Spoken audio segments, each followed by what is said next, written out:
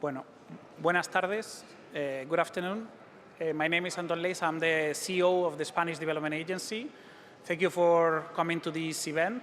The Minister of Foreign Affairs of Spain, José Manuel Albares, and the Deputy Prime Minister and Minister of Foreign Affairs from Luxembourg, Xavier Bettel, will be with us, together with Peter Sands, CEO of the Global Fund for AIDS, Malaria and Tuberculosis, to announce the most recent pledges from these countries. Ministers? Minister Albares will speak first, followed by Deputy Prime Minister Xavier Bettel. Muchas gracias, Anton Leis, el director de la Agencia Española de Cooperación Internacional para el Desarrollo y una parte muy importante de este acto y de la cooperación española. Y muchas gracias a la prensa por cubrir este acto en el cual vamos a mostrar el compromiso de España y de la comunidad internacional con el Fondo contra el SIDA, la tuberculosis y la malaria. Acabamos de hacer un anuncio de 145 millones de euros, una contribución española para reforzar ese fondo, que también pone en valor el esfuerzo que hace España junto a nuestros socios, como Luxemburgo, y está aquí mi colega, el ministro de Asuntos Exteriores y, por supuesto, el CEO de la propia Global Foundation, para luchar contra esas enfermedades, para conseguir un sistema de salud público global y para demostrar que con una inversión suficiente es posible vencer a enfermedades que se consideran endémicas y que, sin embargo, tenemos al alcance de nuestra mano que desaparezcan. I want to really thank the Foundation. I want to really thank our partners like Luxembourg and my colleague Xavier Bettel, the Minister of Foreign Affairs and Development Cooperation, for all the efforts that we do together. Spain has just announced 145 million euros of contribution to fight against AIDS, tuberculosis, malaria, to support a global health system, to show that today we have some sickness that we can win over them if we do the right investment. And to say that when we are facing that type of phenomenon, such as the global pandemics, such as AIDS, tuberculosis, malaria, we had COVID, multilateralism is the right answer.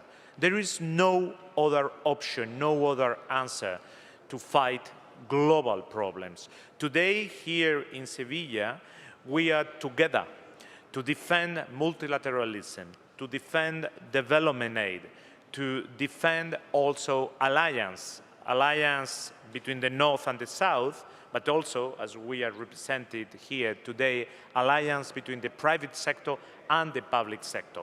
Together, we can face all those challenges, and together we can give a better future to millions of people in the world. It's completely unacceptable that today we have people dying from sickness that could have a remedy if we do the right investment. It's completely unacceptable that there are 3,000 million people around the world that live in countries that pay every year more in interest of their debt than in their health sector or in the educational sector. Today, we are here to say that countries such as Luxembourg and Spain, the Global Foundation, we are not going to stop doing what we are doing. We believe in multilateralism, we believe in development aid, and we believe that we can fight effectively and make disappear AIDS, tuberculosis, and malaria, and we will be with the people of those countries that need our support to create their own national health system. And now I give the floor to my colleague Xavier Bettel. Xavier, thank you very much. Merci beaucoup pour être aujourd'hui ici à Sevilla. That shows the commitment of Luxembourg and yourself in this fight against these diseases. Thank you. The floor is to you.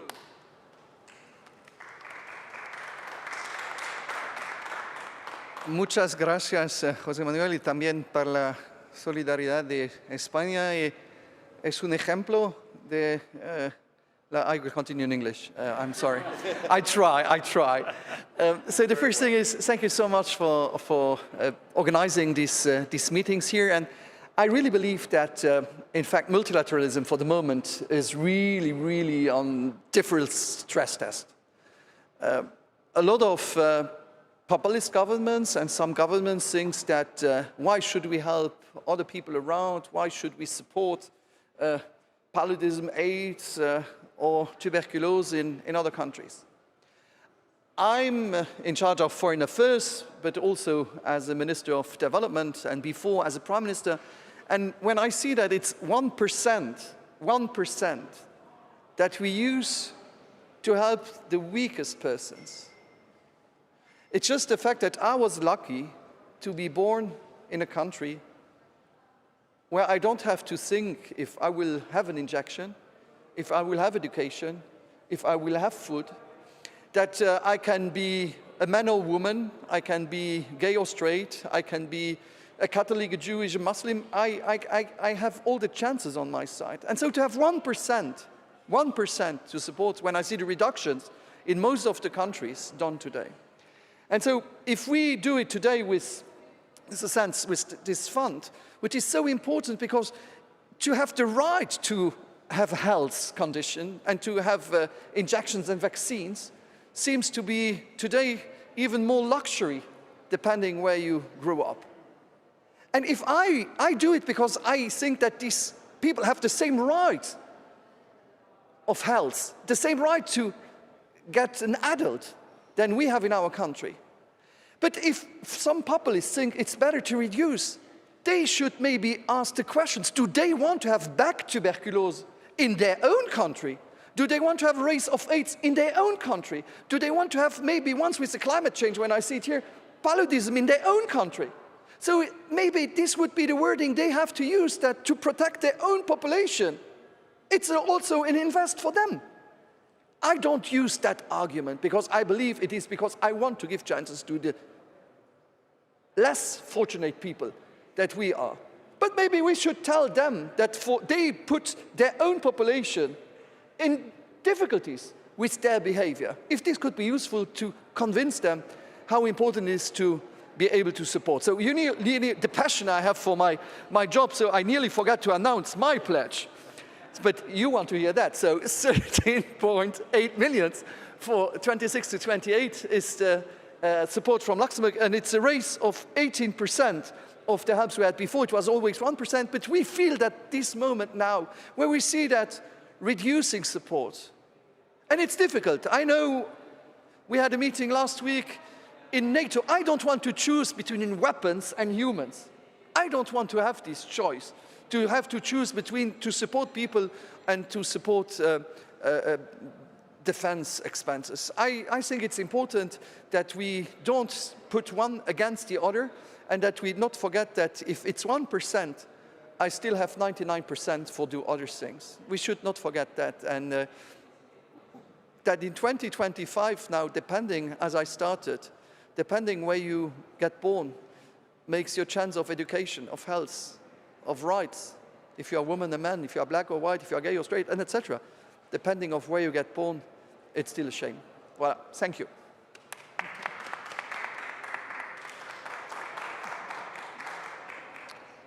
I'm Peter Sands. I'm the Executive Director of the Global Fund to Fight AIDS, Tuberculosis, and Malaria. And I want to start by thanking Spain and Luxembourg for people at this conference sometimes wonder, is it just words or is there action?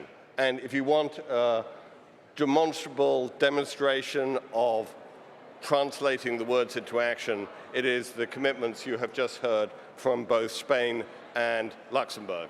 This is a very practical demonstration of the commitment to multilateralism, of common humanity, of the care for the poorest and most marginalized people in the world. And so my sincere thanks to you both for announcing these pledges.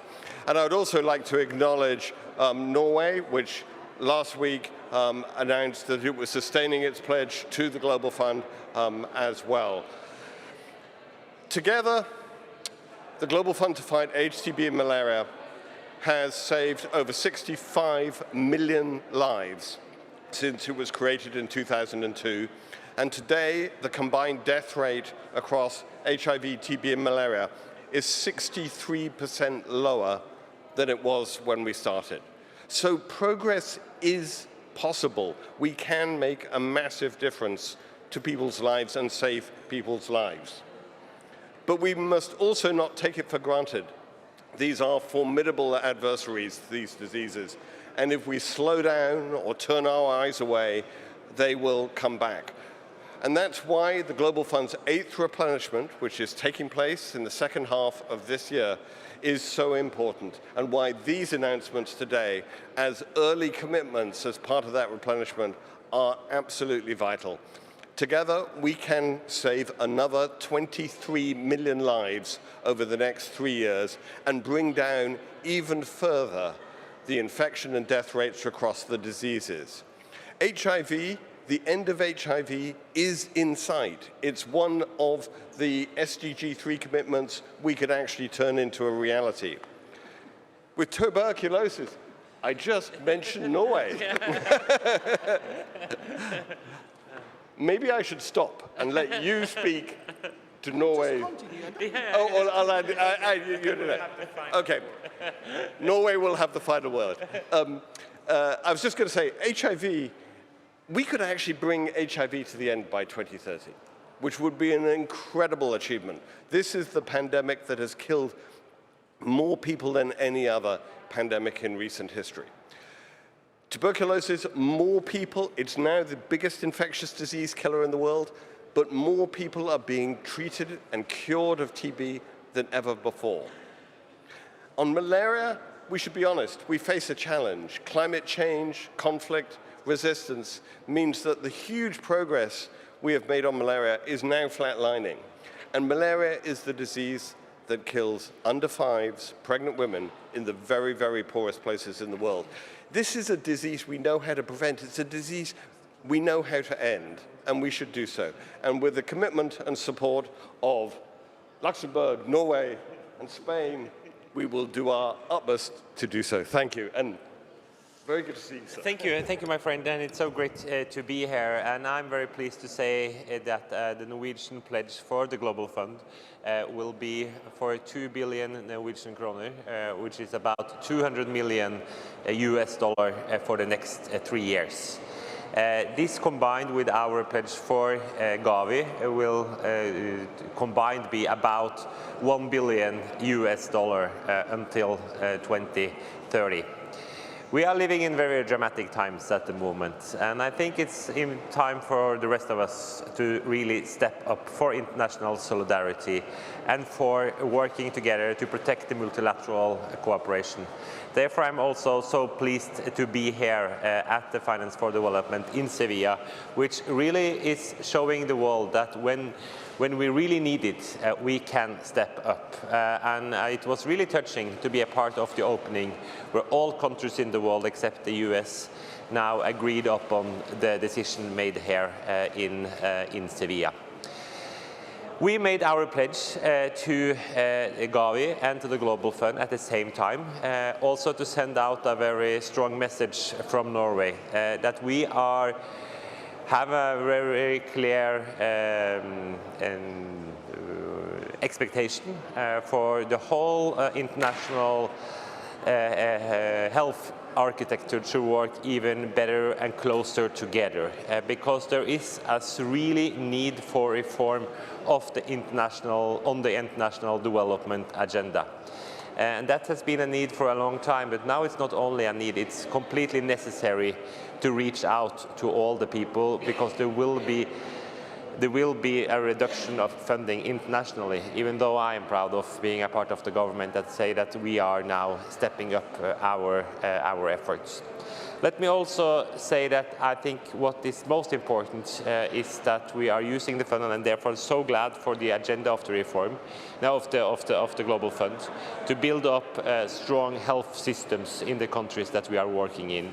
This aligned with the Lusaka agenda, and we from the Norwegian side will continue to support the Global Fund in this very crucial work to build up stronger health systems all around the world.